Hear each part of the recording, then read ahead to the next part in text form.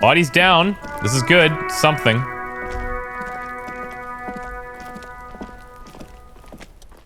The corpse lies on the ground among the remains of an absolutely demolished pinewood branch. Well, it's down. Hello. Mr. Measurehead has done a good job. Nothing is too broken or compromised. The victim is ready for a field autopsy. A field autopsy? Yes, 1 investigation of the scene, 2 initial examination of the victim, 3 field autopsy, 4 transportation of the body to the morgue. We're on number 3. Okay. The RCM 4-phase murder scene processing manual. The fuck are they on about? The cops are gonna cut his shit up. Don't we have to wait for someone else? Like a doctor?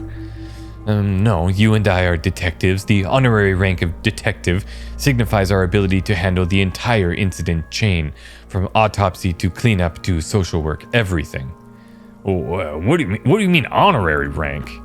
An honor, like a burden, attached to your rank once you've proven yourself able, usually after 5 to 8 years of field work. Mine is lieutenant detective. Oh, okay, well, yeah, I do feel like a detective. You are. Your station would not have assigned you on this case if you weren't. Now, he adjusts his glasses and takes a deep breath. Ooh. Because we talked to him in our dream. Oh, cool. We get a little bonus there. All right. First, what exactly is a field autopsy? Come on, officer. You know what a field autopsy is. You've done 100 of them. What you do know is that 18.9 kilometers, the dormant shield volcano Corpus Mundi is the world's highest summit, and the failure of the 38 single Epuis du Sang to crack the top 20 was the death knell of disco. But what a field autopsy is, you have no idea. Why don't you know? What use are you? You must have confused me with the Copopedia. Oh, who's the Copopedia? I think I need to talk to him. You, sir, are the Copopedia. God damn it. Do you have another pair of gloves? Unfortunately, no. I got gardening gloves. Maybe they're enough. They're better than nothing. I tell you what, I perform the anatomical side of things while you will take the notes. So we just fill this in here, right? Show him the red field autopsy form in my ledger. That's right. He nods. Okay. Let's open the ledger at the field autopsy form.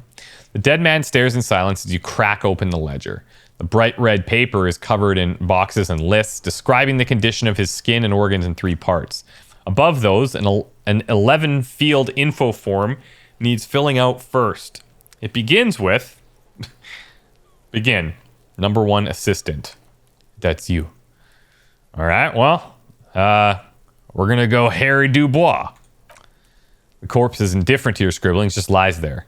The coroner's case number, KK570803.0815. Okay. That's Kim Kitsuragi from the 57th Precinct, date and time. Now, this would be August 3rd, 0815, but it's 12:32, so... Oh, he's even saying it here. Followed by... his date and time of arrival on the scene? He's indexed the case after himself, not you. Right. That's because he doesn't want to bring up the messy question of your initials. Kim, shouldn't we file the coroner's case under me? Technically, I arrived at the scene before you. And what would make the alphanumeric? HTB 410803. Help me out with the time of day, anyone? Let's say 1 o'clock. Good time to start drinking. 11:11, it's meaningful. 10:15, it's understated. Who do we want to side with? We'll go Logic. Logic doesn't know, that's right. Inland Empire. Sure, you win, because it's meaningful. HBD 410803-1111. Good. Let's go with that. A goodest of good cops. Got an achievement. Okay. Number 3 is the name. NA. Next. Date of birth. NA. Age. The man corrects his glasses. Roughly 50. Try 40. The damage is so extensive it's better to err on the young side. Yeah, I'm gonna write approximately 42. He nods. 6 is race. Mundio. Fear to olive skin from the Isola of Mundi. This is as vague as it gets. You might as well write down whitish. Well, let's write it. The pudgy mess of curled meat looks neither mondial or anything other. 7, sex. A fuckity fuck! The little monster exclaims energetically. Male. Pig's gonna have sex! I'm gonna write fucky. Naively, the lieutenant does not double check my notes. All right. Date of birth. We're still going to go with March 4th, 51. Okay, then. Let's write 040351. What else? 9, body identified by is non-applicable. Case number is the same as the coroner's case. HBD 410803.1111 listens motionless with the cargo belt still around his neck. Only one box remains. Evidence. I got evidence of treatment, box 11. None. At least not after the initial examination. What is treatment, anyway? Interfering with the body's position or wounds post-mortem. Okay. I'm not sure. Didn't the footprints look like he was carried over, though? They'd have to have incapacitated and carried him over. This man was more than a match for untrained dock workers. He places his hand on the dead man's chest as if in preparation. Your central nervous system recognizes this gesture. It's the stations of the breath. Ecclesiastic, religious in nature. A holdout from pre-DeLorean burial rites. It takes him 2 seconds to perform. Then, somewhere in Jamrock North, a small wood shed behind Rosenkratz Row, Lieutenant Nick Feuerbach puts his hand to the chest of a small corpse, no larger than a monkey. It's raining outside, light drizzle. There is darkness in the shed. Elsewhere, yet, an obese female sits in a wicker chair, her silhouette ball-like against the window. Outside, Grand Couronne. The day is turning dim for Sergeant Mac Torson. Hand extended, he approaches to make sure she is dead. Nothing more than anything else. Shivers, okay. The building is tall, 7 stories, wind-wrapped in solitude. Most of the apartments are unoccupied. This was a suicide, the other an accident, the small one. We're like flashing back here. And so all across Jamrock, Coal City, GRAH, 42 deceased persons found today. 42 stations of breath. We should start the post-mortem. Turn the page. The corpse cannot feel Kim's hand on his chest. It's no longer meaningfully interacts with his surroundings. A thicket of boxes and lists on red copier paper try to answer why. So, Inland Empire's pretty strong chance here. Let's jump straight to this and see what it says. God damn. The fish lips stay silent in response. You must be losing your mind, asking him that over and over. Come on. I told you, he is male 4250 with an athletic build. Alright, let's go with an external examination summary. Clothes, he begins. The deceased wears armored boots and white briefs. The make of the briefs is Babrudin, I think. Let's see. He turns the body onto the side to check the underwear label. See, it's happening!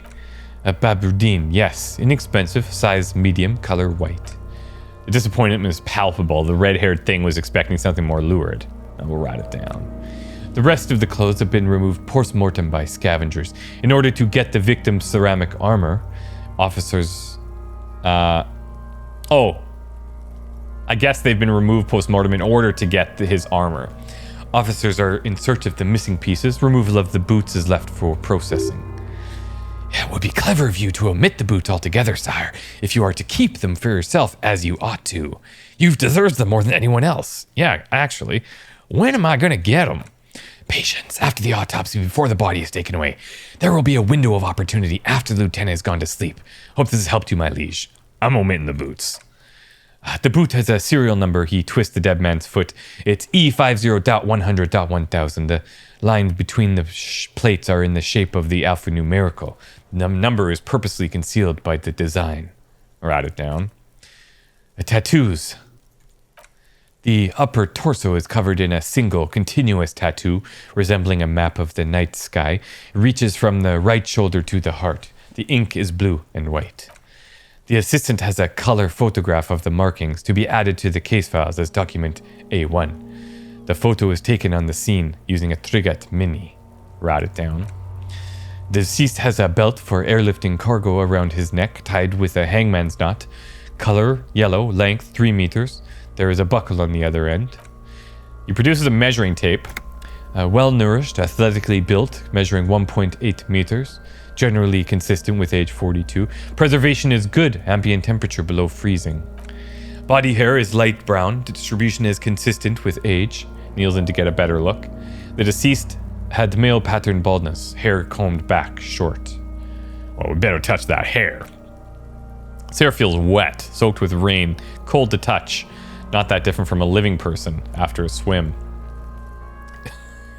We better stroke it gently.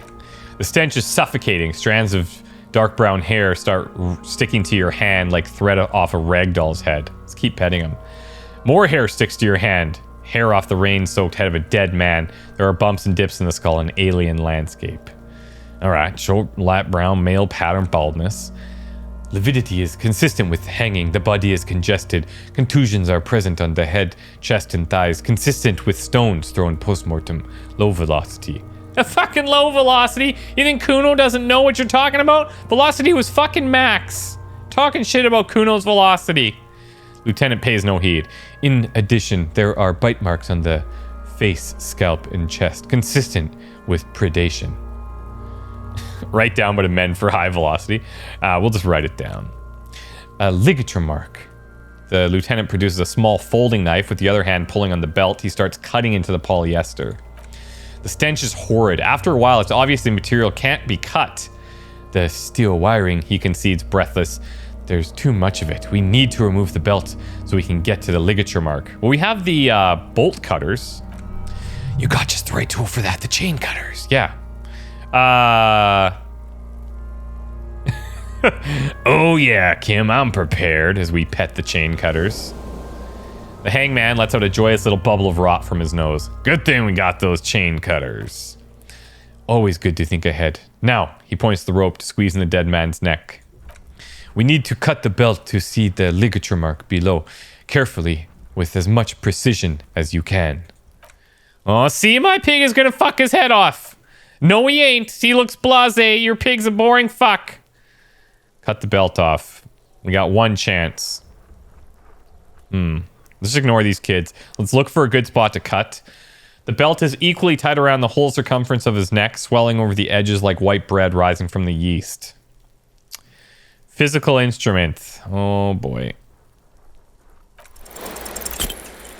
Well, you jam the cutters right under the knot. That seems like a smart idea.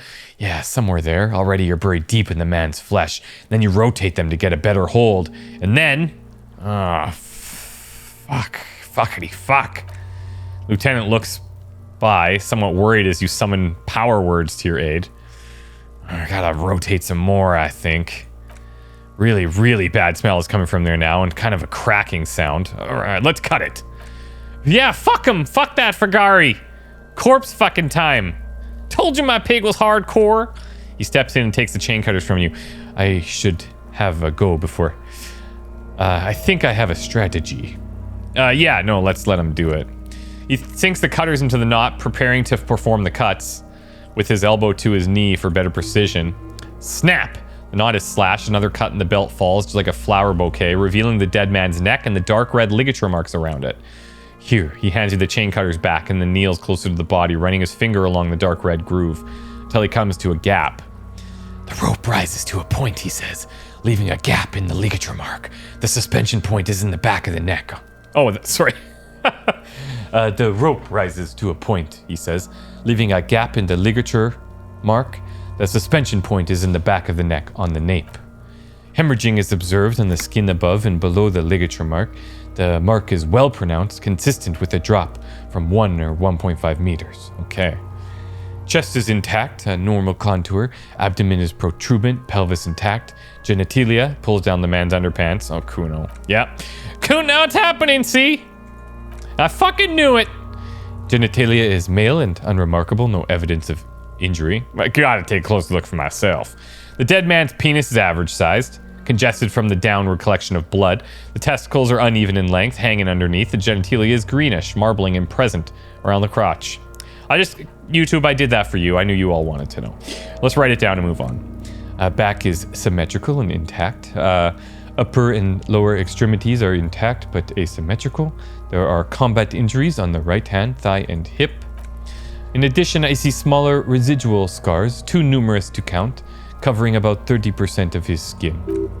From wounds sustained over 2, maybe 3, maybe more decades. Dispersal and accumulation indicates long and active combat duty. This scarring is quite clear as extensive, way more than a law official's. We have a real museum here of battle wars. Last item, hands. Takes the man's right hand in his, inspects it, then moves on to the other. Let's pick up the hand ourselves. Hand is surprisingly heavy to lift, filled with decay liquids.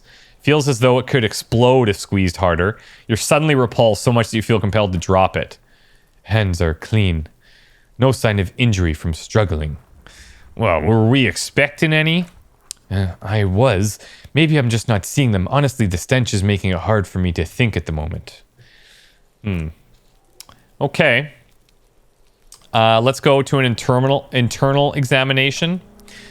Central nervous system. I have nothing. Do you have anything on this man's central nervous system?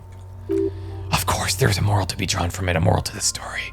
If I may add, the moral of this story is... what would that be? The dead man looks too... with barely contained excitement to hear the moral of the story. The brain is very vulnerable to compromises in its blood supply. I think that may be the moral of every story, officer. All right, so I'll write NA then. Good. Musculoskeletal. Purge fluid is coming from the mouth. He gets close to the mouth hole, eyes squinting from the stench. Not injury related. Eyes and tongue protuberant. Hyoid bone. Let's see. With his eyes almost closed, Lieutenant puts his hand on the dead man's throat and begins to massage it gently. A rotting smell erupts from the mouth. Purge fluid runs down his lips, black and viscous. Yeah, check that fucker off! The hyoid bone is fractured, he says after a while. The rest of the musculoskeletal system is intact. Unremarkable. Okay. Back hunched as if in prayer, he begins to pry open the dead man's jaws. Respiratory system. He stops to exert more force. Both hands are used. Oral cavity shows no lesions. The victim has received dental implants, possibly after a combat wound. Mouth swollen, hemorrhaging present in mucus of the lips and the mouth. Let's look. No scream, no sigh of relief rises from the darkness inside. It's humid there, sickly sweet air unlike anything living. You feel like you're having to throw up again, straight into that mouth of his. Oh, let's look deeper. Okay.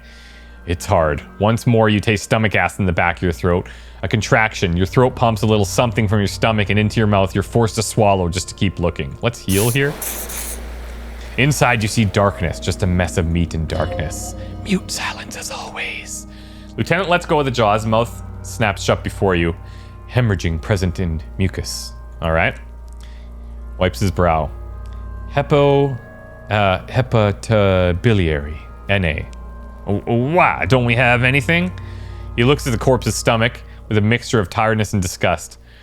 Are you a hepatobiliary expert?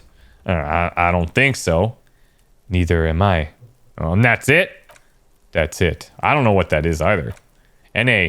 Same for toxicology and serology. NA. Both? Unless you have untapped reservoirs of knowledge here. Oh, let me check. Reservoirs, no. But do they take obscure trivia and odd bits? Well, to be honest, the completionist in me wonders if there's something we could still do. Like a toxicology screening. He looks at the monster. At this stage, I doubt processing will find anything, even if it was brimming with cocaine. But still, you should add a request. Brimming with cocaine. We'll write NA and add toxicology requested. Cardiovascular. The body exhibits heavy lividity. Blood has gathered in the hands, feet, and neck. Hypostasis is visually consistent with a hanging. Gastrointestinal. He breathes a sigh of approaching relief. This is the last field on the list. He looks around to the ground, the pool of feces there. This will do. Then he touches the corpse's bloated lower abdomen briefly and says, digested semi-solid food in the stomach. Voila! I'm writing it down. I'm keeping the voila. What's next on the list? Well, description of injuries. Summary. Let's see. He tilts his head. We have bite marks, contusions on head and chest, and ligature mark encircling the neck. You'll need 3 fields. Leave a 4th one too.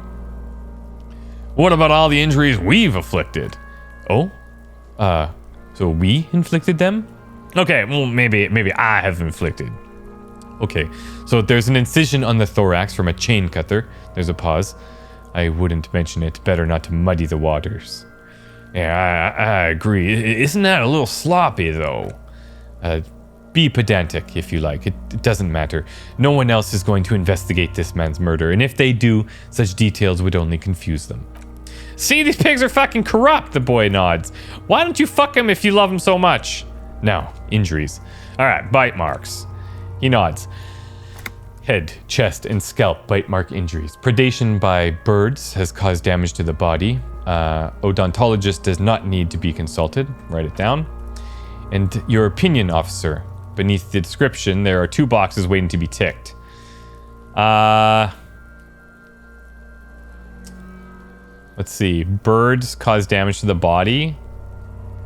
I think non-fatal post-mortem. Agreed. Next injury. Contusions. So, the scalp bleeds from a post-mortem head injury, a stone. The injury does not have the rim of an early inflammatory response. A perpetrator on the scene has confessed to causing it post-mortem. Okay. At maximum velocity, fucko! Has confessed to causing it at maximum velocity. Write it down. Coagulated blood sticks to his scalp and chest where the countless stones have hit the man. Beneath the description of injury, 2 boxes. Yeah, I gotta go non-fatal post-mortem again. Right. Next, the ligature mark. A dark red abraded ligature mark encircling the neck with a gap on the nape measuring, let's say, 7 centimeters. The hyoid bone is fractured, the cervical column intact. I see hemorrhaging on the skin above and below the ligature mark. Depth of the mark, 1 centimeter. No signs of clawing on the neck. So the idea here, I think, if he's hanged, then he's probably grasping at that, trying to like save himself, right? Because his hands aren't tied. The fact is he was probably killed somewhere else and then brought here and hung. Below the note, 2 customary boxes waiting to be ticked. The man's head jerks to the side, awaiting your judgment. The ring is around the ring around the neck is visible. I also think non-fatal post-mortem. Lieutenant falls silent abruptly. A column of cold air circles you, rising slowly upward in the shape of a courtyard, bordered by cracked plaster, windows, seagulls perched on air conditioning units, a small green enclosure in the middle of the curl of tenements, Capeside apartments whirling in rags, and the fortress wall of Terminal B. Above it, a thin blanket of coastal stratus clouds. Higher yet, coalition airships guard over the 21 cordons of the zone of control. The air is crisis. With the radio transmission, the hair on your neck rises. Let's fully embrace it. Rub our sides and close our eyes. Why do you say that? He tilts his head. I'm serious. I don't think this was the injury that killed him. Okay, why don't you think it was fatal? Well,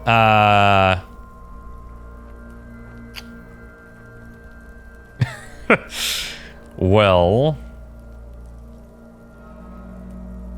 yeah, okay, something about the hands, because that's what I'm leaning to as well. So, well, why weren't his hands tied? A big man like this, I would tie his hands when marching him to the gallows. Honestly, I'm not sure there weren't marks on his wrists. That part got blurry for me. The stench, he covers his mouth. But you're right, I was ready to call this. Now, I think we should leave it empty, at least for the time being. Okay. Produces a small black plastic roll from his jacket, a body bag. Let's wrap this up. I pronounce this field autopsy over. First, how'd it go? Well, it was an irregular field autopsy. We did not establish cause of death, which is supposed to be the goal of an autopsy, but personally, I do not see this as a parameter for success. We also requested a toxicological screening. That was thorough. The results should arrive in a couple of weeks if we're lucky. I would not hold my breath. What else? We were thorough with the list of injuries, too. We described them all in detail. What is there to say? Given the circumstances, it was a professional field autopsy. Oh, yeah. Well done, Master Detective. Maybe a drink is in order. Perhaps maybe we need a drink now, Kim. What do you think? I mean, like later on tonight. Now, you see, that worries me. Well, you will die if you drink. You know that, don't you? You're proving a useful detective. The organization would miss you. Please get yourself together. The lieutenant from Precinct 57 thinks. All right, well, what now? I need a copy of that autopsy form, then I will drive him to Faubourg. We'll rip out a copy for him. Send the victim's body for processing. For processing. He looks at the dead man for one more time, and then at the slip of red paper in his hand, then at the corpse again. I'm sure we didn't get everything. There's always something. Wow. Well, we're going to try and remove the boots later. Let's go with Inland Empire here. The autopsy's been done, so we get to retry this. And we talk to him in our dream. There we go. I'm gone. Where have you gone? Into the wild pale yonder. Where's that? In the past, way out in the west. I can see you're gone, but who are you? I'm a joke, don't look at me. You are now, but who were you when you were alive? A killer, motherfucker, and a killer. Alright, motherfucker and a killer, I got questions. Go ahead, Kobo. What's happening? What do you mean? Well, I'm talking to you. It's the power of your... Black frothy liquid starts bubbling on his lips. Imagination. Go ahead and ask me more questions. You fucking love questions. Yeah, why do I love questions so much? Because you're a copperoony. Look at all of them. Look at all of them go. Do you want more questions? Yeah, give me more questions. Here you go, you loony. Is my name Rooney? Fuck no, you're no Rooney. Rooney's not who I am. I'm Harry, that's right. No, you're not Harry either. You're a motherfucker. That's who you are, Rooney the motherfucker. Well, why do I feel like I've forgotten something terrible? Because you have. Oh, fuck, I hate you. You stink and you're boring. Do I remind you of someone? A child born with Mahler's disease, harlequinism, grown up miraculously. Yeah, a baby affected with harlequinism. You were rigged out of that one, Capelloni. Yeah, enough. You can come back and look into this face anytime you want. Humor yourself with my harlequin features. Ask me your little questions, freshen your memory. Create associations, remind yourself of your mortality, Capo Lopo.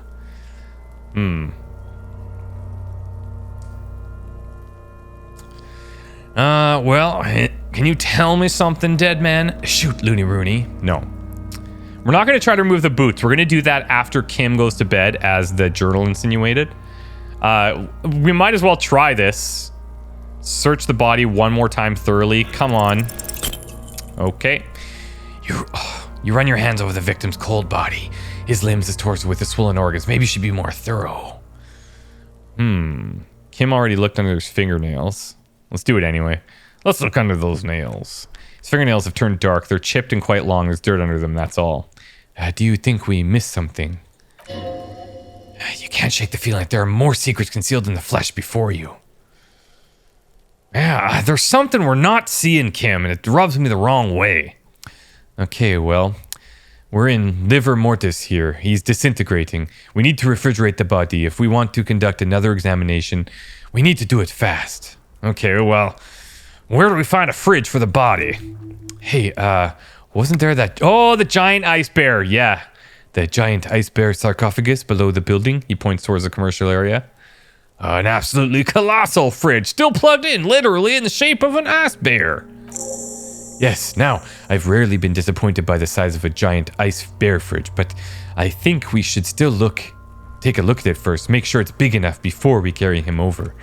He closes his notebook and cracks his neck. Let's move. With every hour, whatever we're looking for in the deceased will come harder to find. Okay, so we're like on a timeline here. Send the victim's body for processing. Check twice to see you're done with all corpse-related tasks. After you sent the body away, you can't take it back. Now we want to fridge the body. You need to buy yourself more time to find whatever you're missing in the corpse. A fridge will allow you to preserve the body longer. Ask the Whirling, Fritz, or maybe Kuno, some other locals. We already have the fridge across from the Whirling. Now, getting the... where is it? Getting the boots. We have to get the body down. Autopsy is done, and Kim has to be absent, so we have to do this at night. So for now, let's take that point that we earned. And we only have one more of these. This is actually awesome. Let's go 15th Indo Tribe. We read this one previously. Let's unlock this. And then we'll probably, depending on if we have any of these to put in, whenever we get a skill point, we either decide to remove one of these, save it. One thing that we could be doing is saving a skill point for like a check that comes up. We try the check and then like try it again after boosting it with the skill point. Maybe if it seems important enough. But anyways, get the Indo tribe going. Okay. If they dick with this body, I'm going to be pissed. So let's go measure this thing. Only warm primordial blackness. Your conscious ferments in it. No larger than a single grain of malt. You don't have to do anything anymore. Ever. Never.